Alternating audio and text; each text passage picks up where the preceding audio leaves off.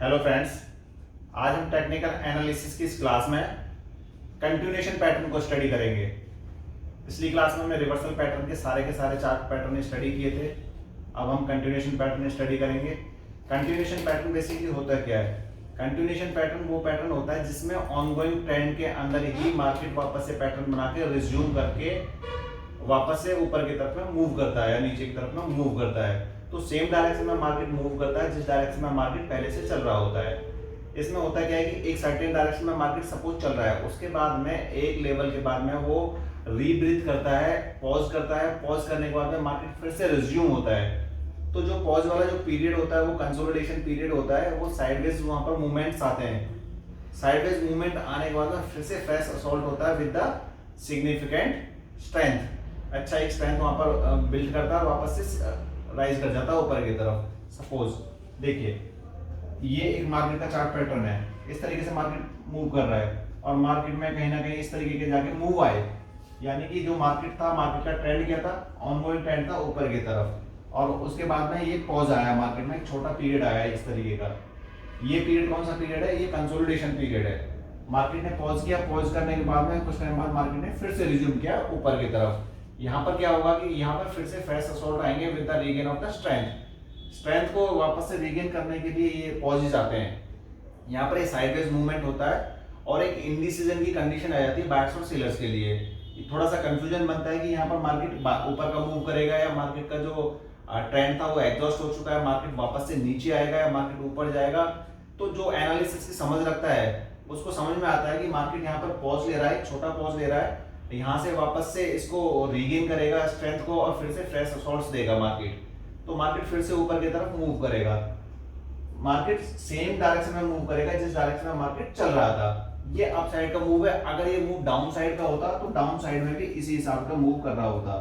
ये down side का move अगर होता तो अगर ये थोड़ा टाइम के लिए इस तरीके से पॉज करता, पॉज करने के बाद में मार्केट फिर से डाउन साइड का मूव, फिर से मार्केट ने कोई पॉज किया, फिर डाउन साइड का मूव, यानी कि कंटिन्यूएशन पैटर्न ऑनगोइंग ट्रेंड की तरफ जो प्रिवेलिंग ट्रेंड है उस ट्रेंड को ही कंटिन्यू करता है आगे की साइड में। बस छोटे छोटे पॉजेस लेता चलता है, छोटे छोटे हॉल्ट्स लेता हुआ चलता है। और उस हॉल्ट्स में हमें समझना होता है कि ये हॉल्ट्स है ना कि ट्रेंड का एग्जॉशन। ट्रेंड एग्जॉस्ट नहीं हुआ यहाँ पर सिर्फ एक पॉज लिया है मार्केट ने। ये छोटे छोटे हॉल्ट मिलेंगे। अब होगा क्या कि जो ये वाला डायरेक्शन होगा मार्केट का, इस डायरेक्शन में जिस ट्रेंड में मार्केट चल रहा है यहाँ पर वॉल्यूम्स अच्छे रहेंगे, लेकिन जो कंसोलिडेशन फेस रहेगा यहाँ पर वॉल्यूम्स ड्राई होंगे और वापस से मार्केट पॉज करके दोबारा रिज्यूम करेगा, यहाँ वॉल्यूम्स फिर से बढ़ेंगे मार्केट में। सेम ऑन डाउन साइड, ये वॉल्यूम अच्छे होंगे, यहाँ पर आकर जो कंसोलिडेशन फेस आया वॉल्यूम्स ड्राई हुए, फिर वॉल्यूम्स अच्छे हुए, फिर मान के चलो कंसोलिडेशन फेस फिर से आया, फिर से वॉल्यूम ड्राई होंगे।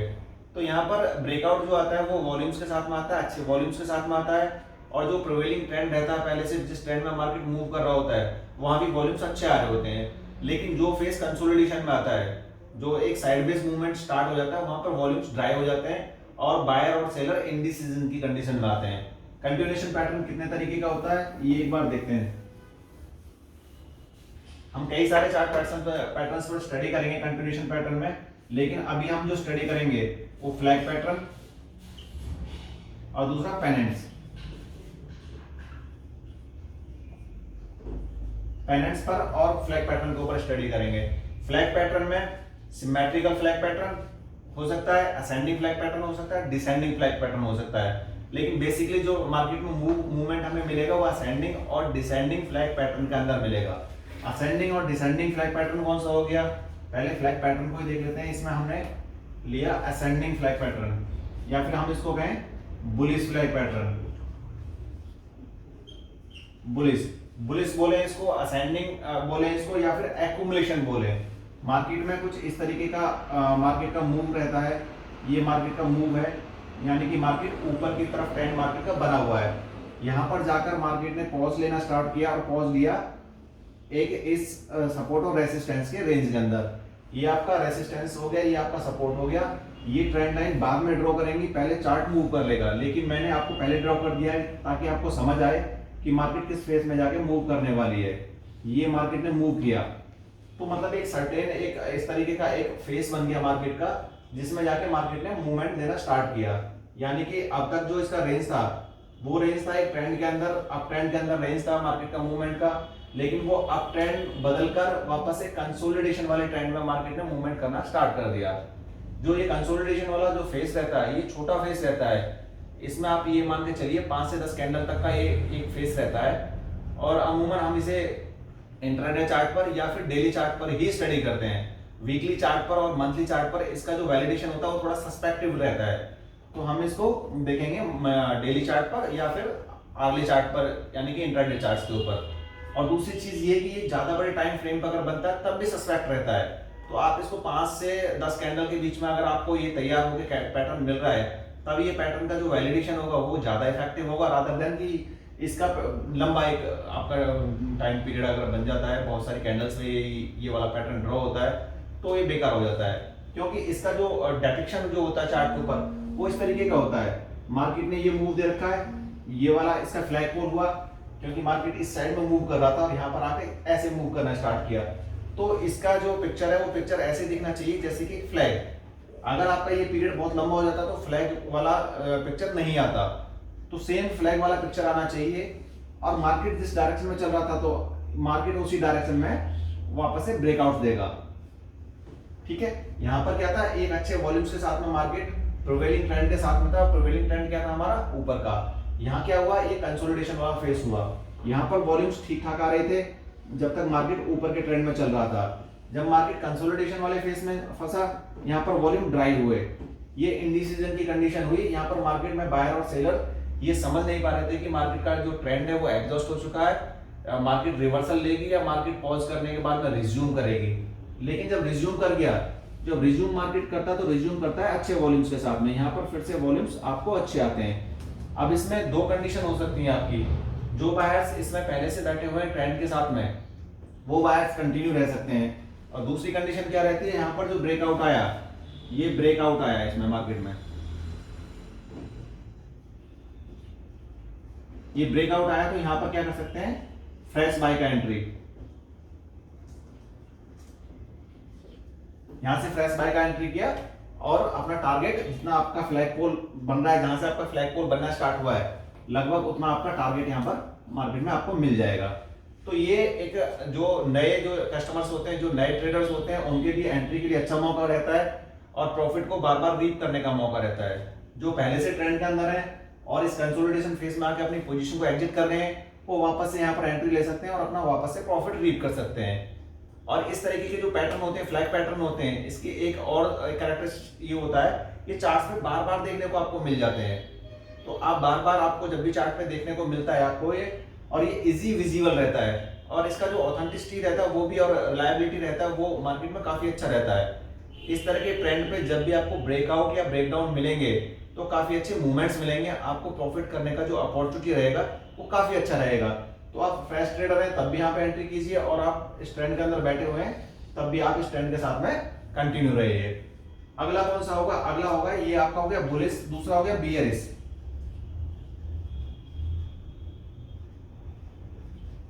नाम से समझ में आ रहा है, बियरिश यानी डाउन साइड का ट्रेंड। मार्केट में ये वाला ट्रेंड मूव कर रहा था और ये वाला ट्रेंड मूव करने के बाद में मार्केट ने ये इस तरीके का एक वहां पर पैटर्न बना और मार्केट ने इस तरीके से मूव करने स्टार्ट कर दिए। ठीक है, इसको बियरिश बोल सकते हैं, हम इसको डिस्ट्रीब्यूशन फेस बोल सकते हैं, और हम इसको डिसेंडिंग भी बोल सकते हैं। डिसेंडिंग उसमें जाके एक ट्रायंगुलर ये क्या नाम है आपका फ्लैग बना और इस तरीके का एक फॉर्मेशन हुआ, और इसके जो टॉप जो बॉटम्स हैं वो हायर साइड पे हैं और टॉप भी इसके हायर साइड पर। इसमें क्या होता है, टॉप लोअर साइड पे होता है और बॉटम भी लोअर साइड पर।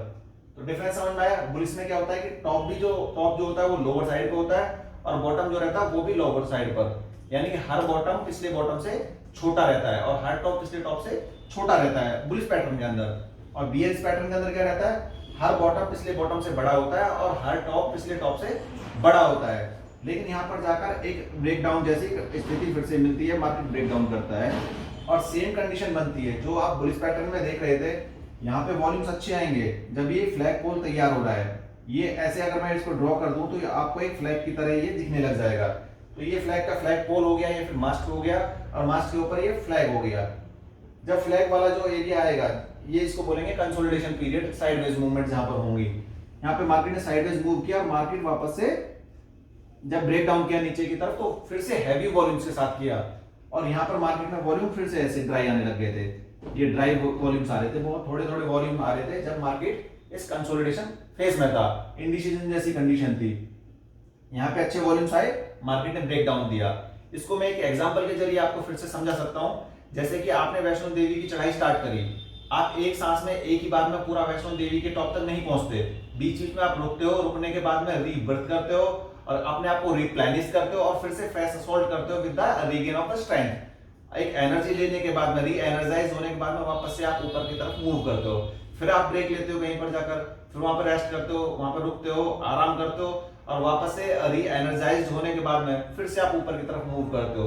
तो कंटिन्यूएशन पैटर्न भी वही पैटर्न है, ये रुकता है, ब्रीथ करता है, री एनर्जाइज करता है एंड रिज्यूम करता है after getting a small pause. ये ध्यान में रखने वाली बात है, ये जो पॉज लेता है छोटे छोटे पॉज लेता है, बड़े पॉज नहीं लेता। ठीक है, आपका फ्लैग पैटर्न हो गया, बुलिश और बीएस दोनों। अभी हम पेनेंट स्टडी करेंगे।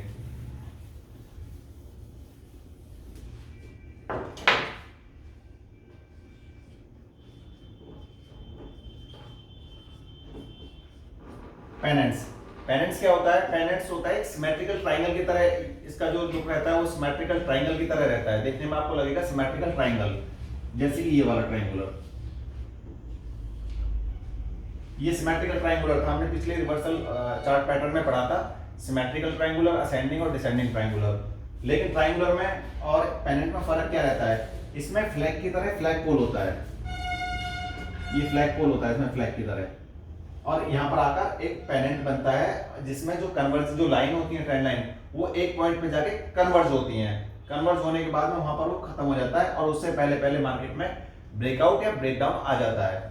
ठीक है, मार्केट कैसे मूव करता है? इसमें सेम फ्लैग की तरह मार्केट का मूवमेंट होता है। ये मार्केट का मूवमेंट था, अगर अप साइड का हम ले लेते हैं, बुलिश पेनेंट हम लेते हैं, सपोज ये मार्केट का मूवमेंट था और यहाँ पर आकर कुछ ऐसा एक चार्ट ड्रॉ हुआ जिसमें देखने में लगा एक सिमेट्रिकल ट्रायंगुलर बन रहा है। लेकिन ट्रायंगुलर क्या होता है कि वो बड़े टाइम फ्रेम पर होता है, काफी बड़े टाइम फ्रेम के ऊपर ट्रायंगुलर होते हैं, और उन ट्रायंगुलर्स के ऊपर फ्लैग पोल नहीं होते।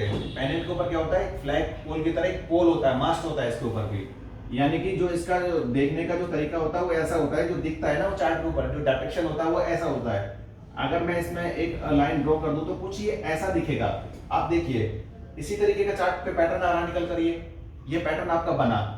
अब ये क्या है? ये बुलिश पेनेंट है। हम क्या स्टडी कर रहे हैं? Bullish pennant. मार्केट वापस जैसे फ्लैग में हम लोग पढ़ रहे थे, फ्लैग पोल जब बनता है तो आपका वॉल्यूम्स अच्छे रहते हैं इसके ऊपर। वॉल्यूम्स अच्छे रहने के बाद में जब ये वाले फेस में आता है, ये वाले फेस में आके वॉल्यूम श्रिंक होने लग जाते हैं। यहाँ वॉल्यूम ज्यादा होंगे, यहाँ वॉल्यूम कम होंगे, यहाँ वॉल्यूम और कम होंगे।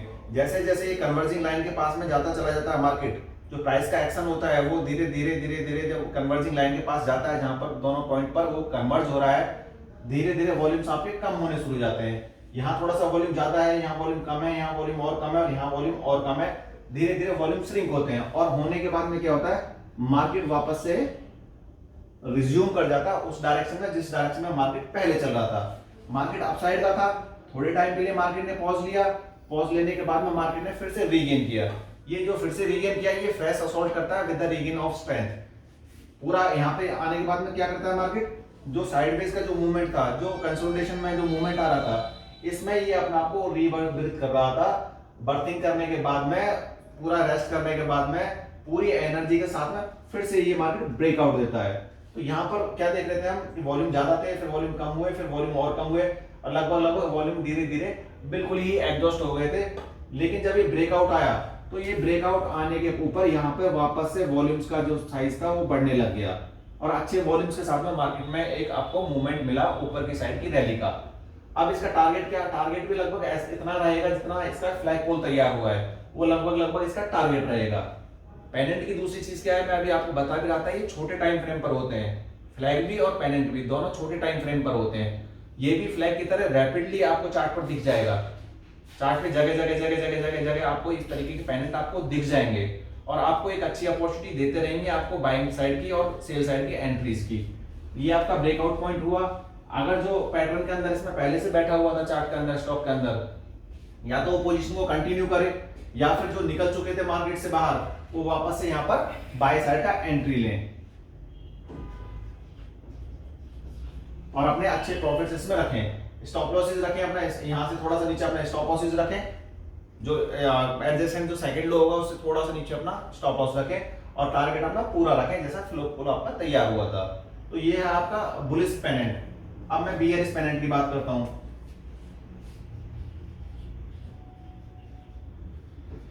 बियरिश पेनेंट में क्या होगा, मार्केट डाउन साइड का मार्केट का मूवमेंट, डाउन साइड के मूवमेंट में आने के बाद में वापस से एक इस तरीके का इस तरीके की रेंज में जाके मार्केट फंसता है, रेंज में फंसता है। और इस पे पिक्चर अगर इसको आप देखें तो पिक्चर कैसा दिखता है आपको, एक सिमेट्रिकल ट्रायंगुलर की तरह एक पिक्चर दिखता है, लेकिन छोटे टाइम फ्रेम के ऊपर। और ये कैसा दिखता है आपको, जो डाउन ट्रेंड था ये आपको एक फ्लैग पोल की तरह दिखता है, आपको ऐसे ये फ्लैग पोल की तरह दिखता है। वापस से ये होता है कि यहाँ अच्छे वॉल्यूम्स आ रहे होते हैं और यहाँ आकर वॉल्यूम्स एग्जॉस्ट होने शुरू हो जाते हैं। यहाँ वॉल्यूम कुछ कम एग्जॉस्ट हुए, फिर और कम हुए वॉल्यूम, फिर और कम हुए वॉल्यूम, और फिर और कम हुए, और अचानक से आके मार्केट में ये वाला ब्रेकडाउन मार्केट में आ गया। जहां से ब्रेकडाउन आया यहाँ पे मार्केट में वॉल्यूम्स अच्छे आए। वॉल्यूम्स अच्छे आने के बाद में अगर आप सेल साइड में बैठे हैं तो आप पोजीशन में रहिए। अगर आप एग्जिट कर सकते हैं, कर चुके हैं पोजीशन में, तो यहाँ से फ्रेश सेल का एंट्री लीजिए। तो सेल का एंट्री मतलब शॉर्ट सेल भी आप जा सकते हैं। स्टॉक्स के अंदर सिर्फ आप बाय करके ही नहीं कमाते, आप सेल करके भी कमाते हो, शॉर्ट सेल ले लेते हो। अगर पोजीशन को कैरी करना होता है अगले दिन के लिए तो आप फ्यूचर्स को सेल करके चलते हो। अगर इंट्राडे में आपको पोजीशंस लेनी है तो शॉर्ट सेल करके आप पोजीशंस लेते हैं और अपने वापस से प्रॉफिट काट के वापस से बाइंग की पोजीशन में आकर स्टॉक को इक्वल करते हैं, जीरो करके, तब आप प्रॉफिट लेके अपना मार्केट क्लोज करते हैं। तो आप फ्यूचर में पोजीशन ले सकते हैं, आप इंट्राडे में भी पोजीशन ले सकते हैं। तो ये रहा आपका पेनेंट, और हमने फ्लैग के बारे में बात करी, दोनों के बारे में आपने समझा। इसमें वॉल्यूम्स कम रहते हैं, कन्वर्जिंग रहता है एक लाइन पर जाकर। लेकिन हाँ, एक चीज और समझने की बात है कंटिन्यूएशन पैटर्न में, कि अगर वॉल्यूम कम रहते हैं और कम वॉल्यूम के साथ में ब्रेकआउट या ब्रेकडाउन आता है तो चार्ट पैटर्न सस्पेक्ट है, वहां पर आप एंट्री ना लें। अगर आप स्मार्ट ट्रेडर हैं तो लो वॉल्यूम्स के साथ में अगर जब भी ब्रेकआउट आता है तो आप एंट्री ना लें, आप वेट करें। वापस से मार्केट पे कोई चार्ट पैटर्न ऐसा बनेगा, वापस से पेनेंट या फ्लैग ऐसा बनेगा जहां पे अच्छे वॉल्यूम्स के साथ में ब्रेकआउट आएंगे, तो सिर्फ एंट्री आपको वहां लेना है जहां आपको एंट्री का रिक्वायरमेंट है, अदरवाइज आप उसको इग्नोर कर दीजिए। अगली चीज ये है कि ये जो चार्ट बनते हैं ये या तो डेली पे आप देखिए या फिर इसको इंट्राडे पे देखिए। आप इसको वीकली या मंथली पर नहीं देखिएगा। पेनेंट्स को और फ्लैग को वीकली और मंथली के ऊपर ये लेस इफेक्टिव रहते हैं। वॉल्यूम्स आपको देखना है, प्राइस एक्शन आपको देखना है। प्राइस एक्शन और वॉल्यूम का जब कॉम्बिनेशन सही आपका बन जाता है तब आप चार्ट के अंदर एंट्री लीजिए, स्टॉक में एंट्री लीजिए, और काफी रिलायबल और काफी वैल्यूएबल ये वाला जो चार्ट पैटर्न है होता है, और बहुत आपको आसानी से विजुलाइज भी होता है चार्ट के ऊपर। तो ये आपका चार्ट पैटर्न है। आज हमने स्टडी किया आपको पेनेंट कंटिन्यूएशन पैटर्न के अंदर, और अगले जो कंटिन्यूएशन पैटर्न के जो अगले पैटर्न है वो हम अगली क्लास में लेके आएंगे। आज के लिए इतना ही। Thank you very much.